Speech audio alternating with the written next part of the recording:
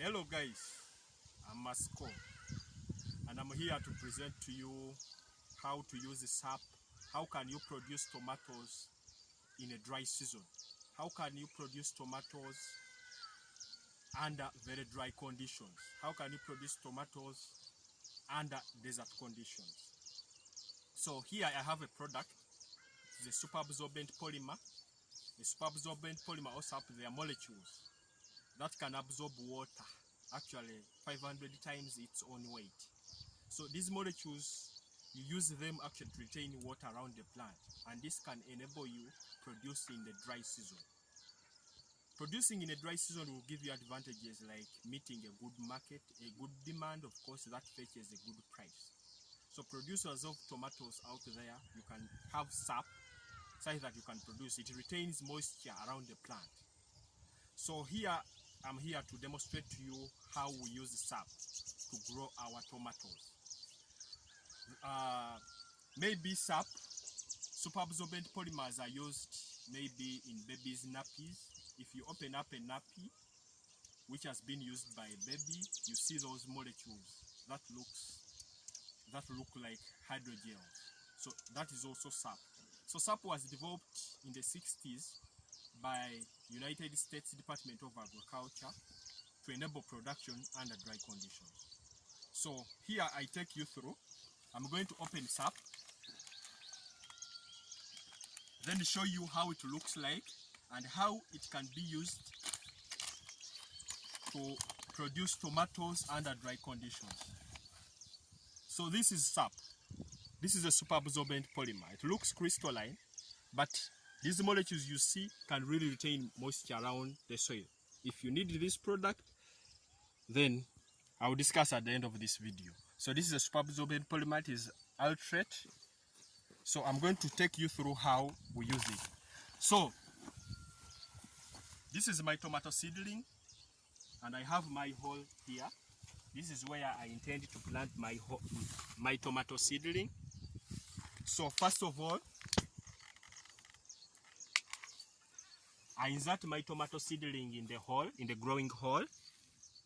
So after I've inserted my tomato seedling, then I add 5 grams of super-absorbent polymer into the hole before covering with soil and adding water. So this is a tablespoon. This would be approximately maybe 7 grams, depending on the density of the molecules. So this, it could be 7 or 10 grams. So I may reduce a little bit, so that I have quite enough. So this is what I'm going to put. So I bring this, I put it around the root zone of this seedling. I put it around the root zone of this seedling. Then I bring my water.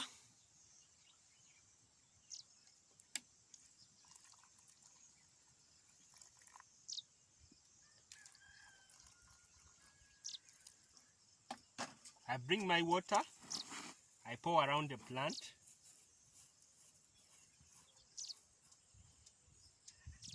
And then leave it to grow. So this means I will have to water my plant just once in a week without rainfall. So actually sap is called solid rain. So when I put it there, it is able to retain the moisture. The little moisture I've added is going to be there for another 10 days without watering. So this enables you to produce under very dry conditions.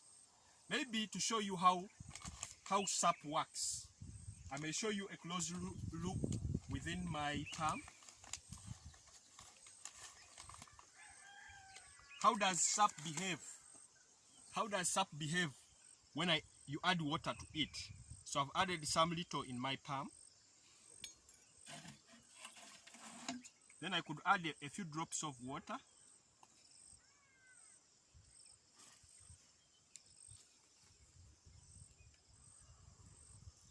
I add a few drops of water. This is how it looks like. You see how it is turning around? It is becoming like a hydrogel. It is a hydrogel. So this is what retains the water. This is how sap changes. So the sap I've put below in the soil exactly looks like this now. So this is able to retain, this has absorbed water 500 times its own weight. So the little salt I've had here has turned out to be like this. So when I add more water, this is how it looks like down below in the ground. So this is what retains moisture around the plant. So away from that, maybe someone from environment would ask, is sap toxic? Sap is 100% non-toxic, and sap can be used over and over. So if you are someone in a greenhouse, you can put sap within your growing pots. So you keep planting at the same point all the time you need. So it is relatively less biodegradable. Because it is less biodegradable, it allows it to be used over and over. But it's non-toxic to the soil, non-toxic to the plant. Then the other important caution is that when you use sap, if they tell you if the manufacturer instructs you to water the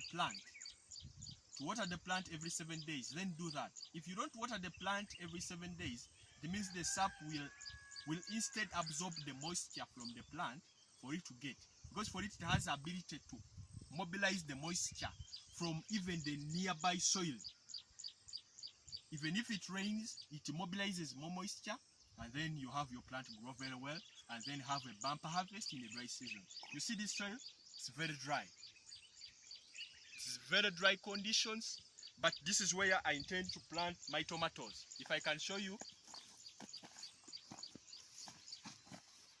these are my seedlings. So I'm going to plant, this is the dry season currently. I'm going to plant my tomatoes, and then I have my water. So this is the water I'm going to use, and it means it will take me another 10 days for me to water again. So I'm planting, but it will take me another 8 to 10 days before I water again. If you need sap, you can drop to our comment box, then drop your contacts, then we can make it available to you. Otherwise, thank you. Remember to subscribe. I'm Masco. Thank you.